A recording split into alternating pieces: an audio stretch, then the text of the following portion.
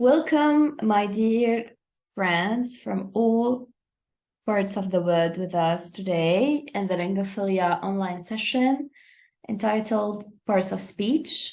I'm really glad to have you with us.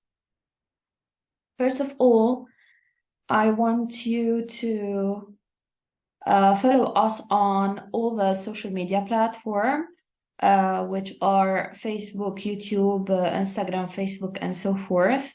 Because when you follow us, you will be able to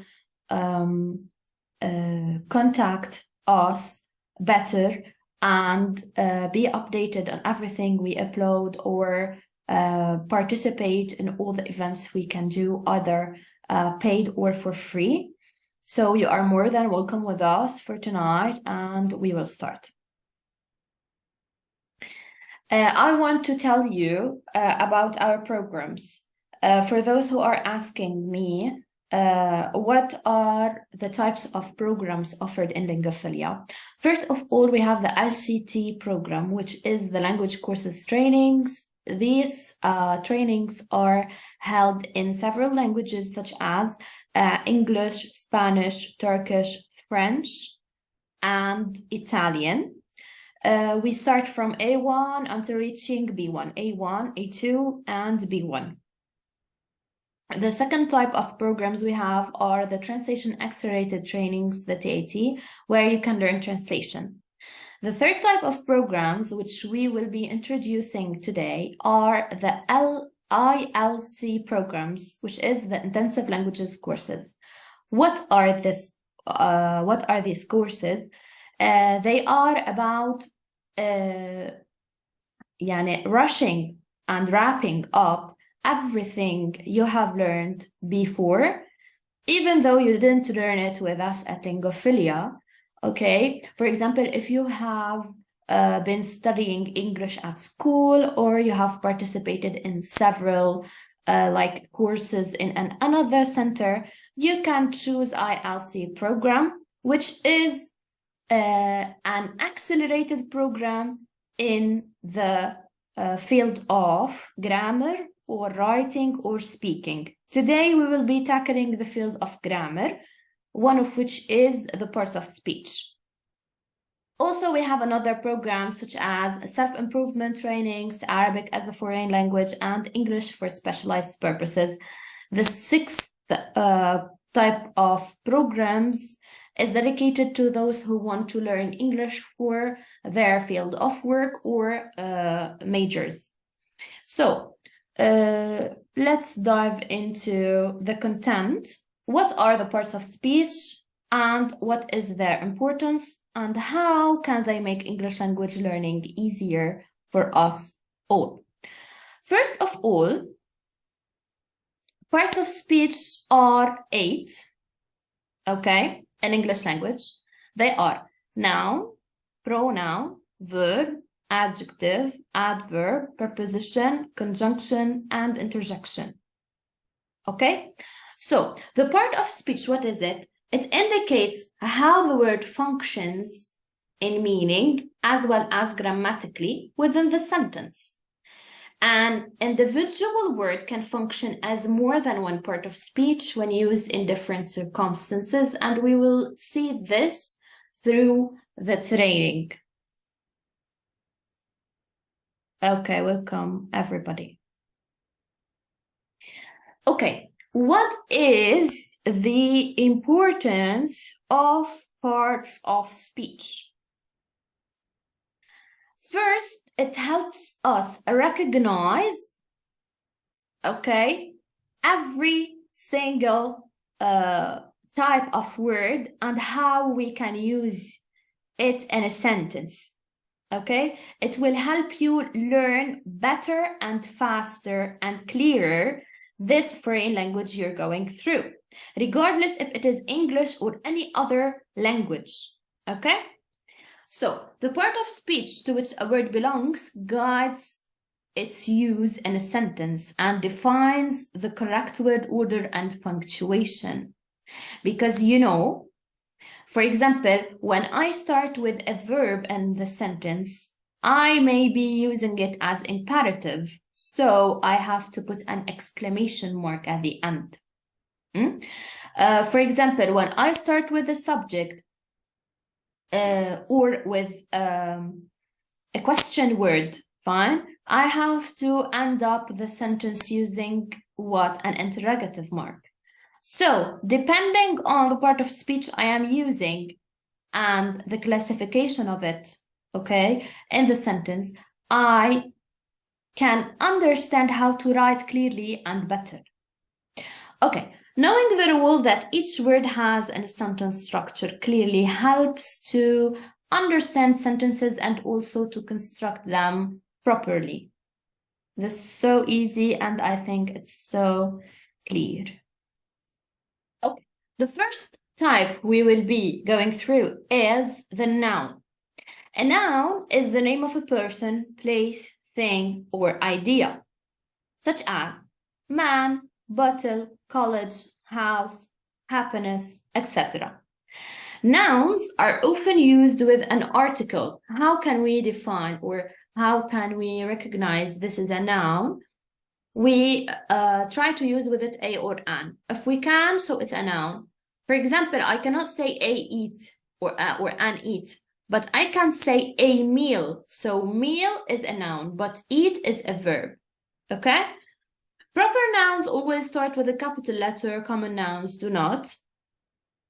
You know, for example, proper nouns are the nouns of cities, right? The nouns of oceans, the nouns of persons. And for example, I use them to indicate that I am talking about something special. I always write them with a capital letter, while common nouns do not need to be written in capital letter, do not need to be capitalized. Nouns also can be singular or plural, concrete or abstract. And we will go through all these after a few seconds. But within the course itself, we will be tackling each and every type like deeply so that you could master the usage of it. Nouns show possession by adding apostrophe s and can function in different roles within a sentence. For example, a noun can be a subject, a direct object, indirect object, subject complement, or object, and also a preposition.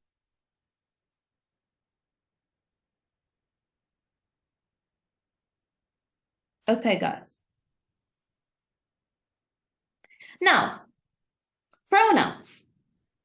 A pronoun is a word used in a place of a noun. What do you mean by that? We replace the noun by the pronoun to help us not repeat so often. Okay? A pronoun is a word used in place of a noun, and it is usually substituted for a specific noun, which is called its antecedent. In the sentence, for example, instead, could you give me an example for those who were with us in the 1.1 level? You can easily do it. We have learned the subject pronouns such as I, you, he, she, and it, right? We said that instead of saying, for example, Samira, Samira, Samira all the time, we say she. Or instead of saying I called Samira, we can say I called her. So pronouns are further defined by type. For example, we have personal pronouns, and we have possessive pronouns, reflexive pronouns, relative pronouns, demonstrative pronouns, etc., etc.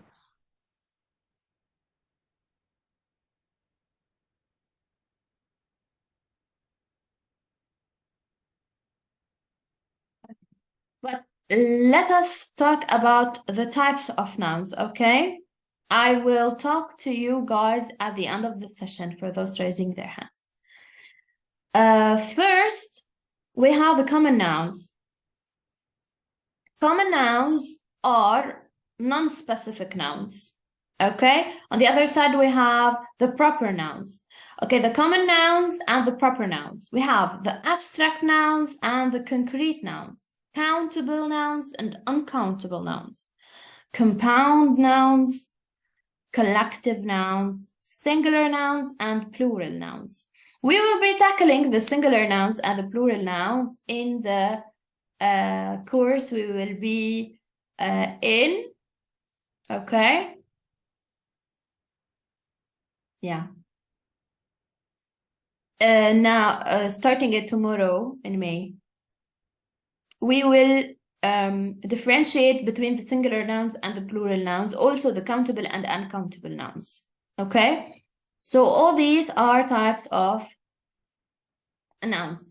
Look here, we have the pronouns. So we said that a pronoun is a word used in place of a noun. We have personal, possessive, indefinite, demonstrative, relative, distributive, and also reciprocal. See, the personal pronouns, we have taken it. تمام. The possessive pronoun, we use it at the end, generally at the end of the sentence or at the start. To replace also, we have the indefinite, which means all, either, any, etc. The demonstrative, using this, that, these, and those. Relative, also, we have distributive, such as each, either, neither. The reciprocal is when two subjects are receiving the consequences of each other. So say both, for example. After that, we have the verb. The verb expresses either an action or a being, which means a state. We have many verbs. We have seen so many verbs in the English 1.1, in the infinitive form, the base form. But the verb, when used within a sentence, it is generally conjugated with the subject. Okay? And it also has to agree with its subject. Therefore, we have something called subject-verb agreement. Okay? So, the subject and the verb must be either singular or plural. Okay? And they take several forms to express tenses. And how many tenses do we have in English? We have 12 tenses. We have mainly the past, present, and future. Then we put them in categories which are simple, continuous, perfect, and perfect continuous. Okay, by multiplication, they will be 12. Look here, we have the example of the verb study. Okay, they have put it here in the simple past, I studied, present, I study, future, I will study. This is the simple. Then we have the continuous, which is I was studying, I am studying, I will be studying. The perfect, I had studied, I have studied, I will have studied. Perfect continuous, I had been studying, I have been studying, and I will have been studying. Now, the tenses are taken through 12 levels. Okay, all this within each course. But in the ILC, what do? We take everything, okay, related to grammar in a grammar course separated, and everything related to writing, for example, in a separated course, which is called accelerated writing, okay? And we will have also a speaking course, which we will be introducing after a while. And those who are interested in joining the speaking course, you are more than welcome. But you must, okay, first adhere to a test where you submit your answers, and we can see that you have a very good level at writing and grammar so that you can join the speaking course, which is easy. And look what we have divided each and every intensive course itself according to the level, which means the A1, we have an intensive for A1, we have an intensive for A2, and we also have an intensive for B1, B2, and so on and so forth. Okay. Adjective. An adjective modifies or describes a noun or pronoun. Okay, examples of adjectives, we have pretty, old, blue, smart, etc. An adjective is a word used to modify or describe a noun or a pronoun. It usually answers the question of which one, what kind, and how many. Okay, look, here we have the types of adjectives. Okay, this is so interesting. Look, we have the proper adjective, okay, which is delivered and cannot be changed. It is usually related to, for example, the nationality, like Indian, European, English, Japanese, Lebanese, etc. Then we have the descriptive adjective, which is, for example, it tells us the quality, or it tells us the kind. Fine. So, for example, such as beautiful, beautiful, careful, in general, they end with full. Okay. We have the quantitative adjective. This is to be mentioned to talk about, for example, I want to say several, any, little, much, okay? These are the quantitative adjectives. After this, we have the numeral adjectives. With these adjectives, we count, okay? For example, I see 3 bears. 3 here is a numeral adjective. Also, we have demonstrative. Okay, demonstrative, it means I am showing you, okay? So I use demonstrative adjective, such as this, that, these, and those. Those men are really brave, for example. Distributive adjective is one that refers to each one of a number. For example, each, every, either, neither. هدول كلهم, they are distributive adjectives. We also have the interrogative adjectives, and these ones we use them when we want to ask a question. Okay. Also, we have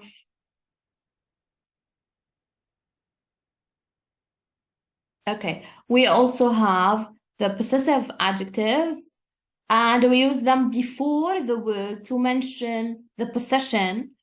For example, I say, this is my book. My is a possessive adjective. Okay? After the adjectives, we have the adverbs.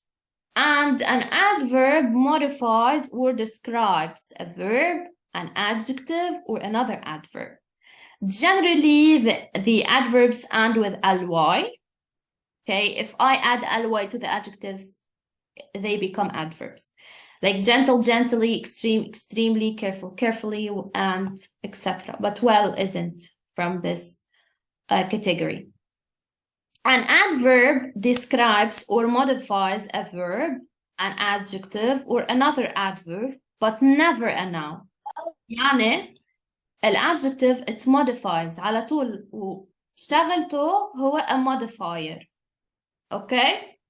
It usually answers the question of when, where, how, why, under what condition, okay, to what degree, etc. And as I said, they often end in ly.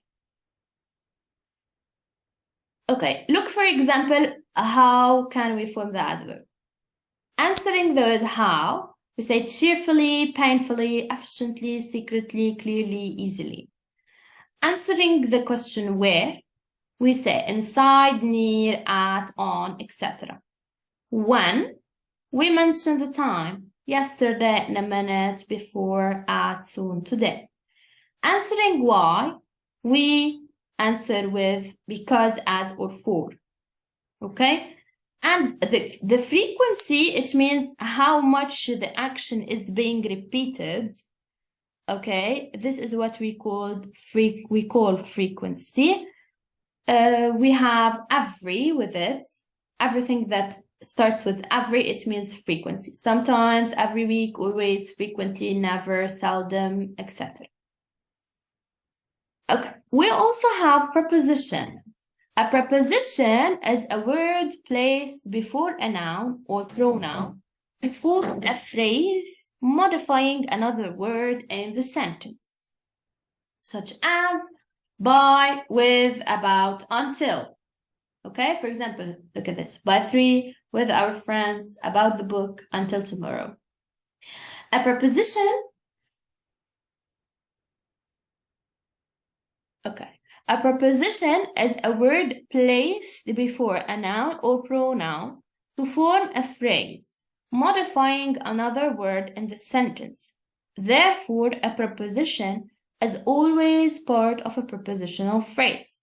The prepositional phrase almost always functions as an adjective or as an adverb. Okay, so look at these examples. We have prepositions of place. Prepositions of place, we have between, in front of, behind, to the left of, under, below, on, next to the right, to the left, etc., etc. All these are prepositions of place. We will be tackling all this in the 1.2 level. We have also prepositions of time, okay? For example, in the morning, at noon, in the afternoon, etc., etc. Now, conjunctions. A conjunction joins words, phrases, or clauses, such as and, but, or, while, because. A conjunction joins words, phrases, or clauses and indicates the relationship between the elements joined.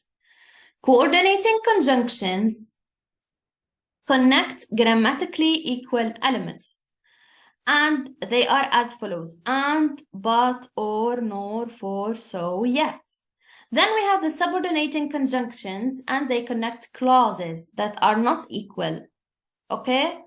Some of them are because, although, while, since, etc. And we have other types of conjunctions. Look here in the picture. We have 3 types of conjunctions. The first one is the coordinating conjunction, which are the fanboys here. Okay? And then we have the subordinating conjunctions. Okay, they connect clauses. After, although, as far as if. And you see, we have words that are being repeated. Yani, the same word could be a conjunction, and it also can be a preposition, depending on its place and its function in the sentence, right? Then we have the correlative conjunctions, which are 2 related conjunctions, and they will add a special meaning. For example, either or, not only but also, neither nor, both and, whether or, just as, so, okay, as much as, no sooner than, rather than, etc. Interjection. An interjection is a word used to express emotion. Okay? Oh, whoa, oops. An interjection is a word, okay, as we said, used to express emotion. It is often followed by an exclamation mark or point.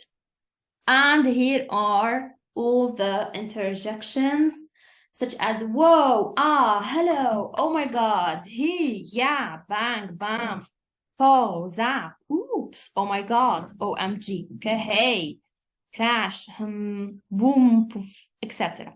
Okay, all these are interjections. Now, I want to